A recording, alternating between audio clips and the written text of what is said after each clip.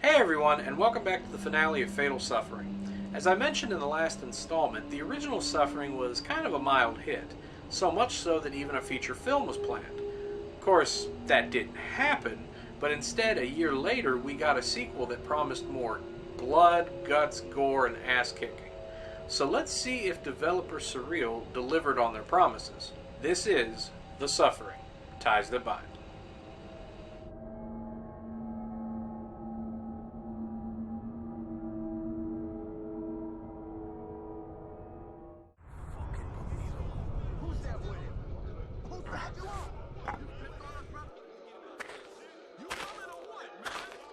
What you doing?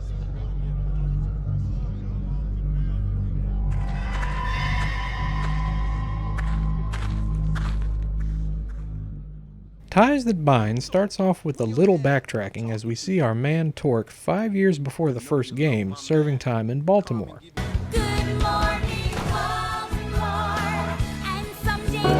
Stop that! You're not going into a song while I'm here. He and his friend Miles are approached by Blackmore, the big villain of the game, to join his gang. They refuse, mostly due to the fact that he's the reason they're in there, and it's around this time that all hell literally breaks loose at the prison. Torque and Miles try to escape, but get separated. Then Torque gets those fantastic visions of his, leading us back to the game's present, where, depending on what ending you got in Part 1, Yeah, it's one of those save data transfer things, like Suikoden. has you on a boat back to the mainland to clear your name. However, this gets derailed as Torque is kidnapped by the Foundation, who refer to him as the Prime, and need him for some kind of ritual. After he gets away from the soldiers, he must make his way to Blackmore, waiting for him at the prison, while fighting those hellish demons that are now roaming the city streets in order to discover his purpose in all of this. In terms of plot, Ties That Bind isn't as strong as the original. Where Part 1 was about the evil within the prison and Torque dealing with the loss of his family and fighting his own demons, here it's more of, Torque, you are the chosen one, stop the evil. And it feels bland. Even the big twist near the end isn't as shocking. But despite this, it's not an awful story, just a meh story.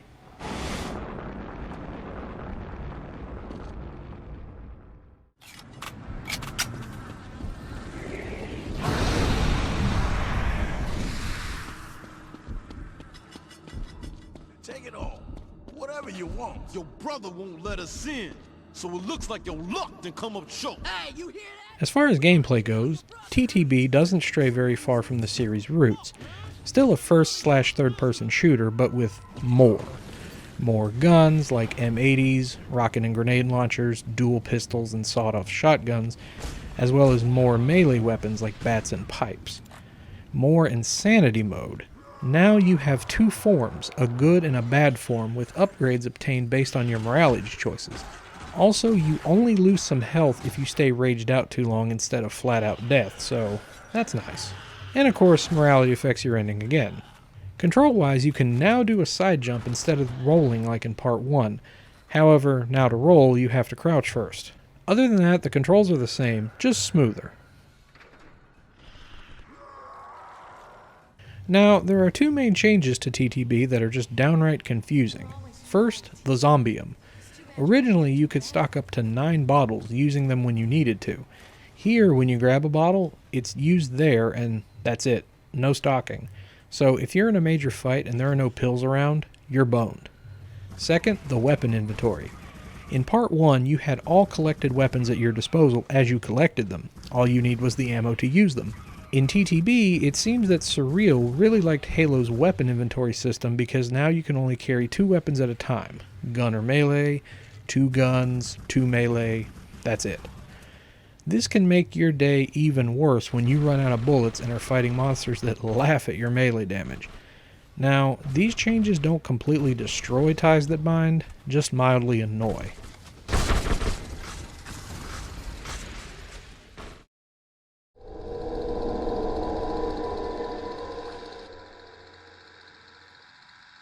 Newsflash, Dateline Baltimore. Mayhem in the city as history's worst atrocities walk the streets, and law enforcement is powerless to contain the threat.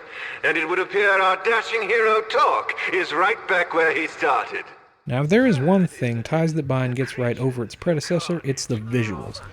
The area design truly looks like a hellish version of Baltimore. Right, stop that! Silly! And of course, it wouldn't be The Suffering without a prison in there, and that's just as decrepit. The characters got an upgrade as well, including Torque.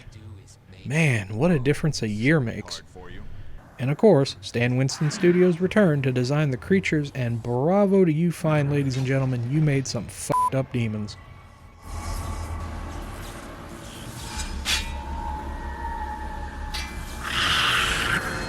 In the audio department, it's not bad.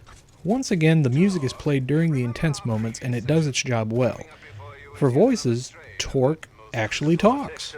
But not that much. Still, he does a good job. Everyone else does a good job too, with the big standout being Blackmore, played by the late, great Michael Clark Duncan. Themselves. When it comes to the end game, it'll only be the two of us. And maybe one other. You should already know him. And I've got some friends that can help you get reacquainted. So that's The Suffering, Ties That Bind. Is it an improvement over the original? Well, gameplay and presentation, yes. It brings a lot of welcome changes to the table that makes it the better choice, even if a few of them don't make any damn sense. Story-wise, though, I'm gonna have to say no.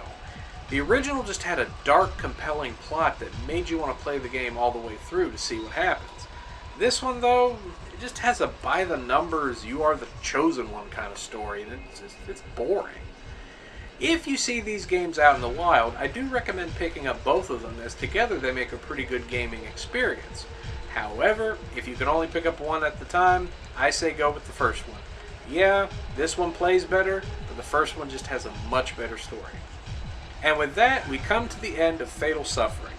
I hope you guys enjoyed watching it as much as I enjoyed making it. So have a safe, happy Halloween, and I'll see you next time.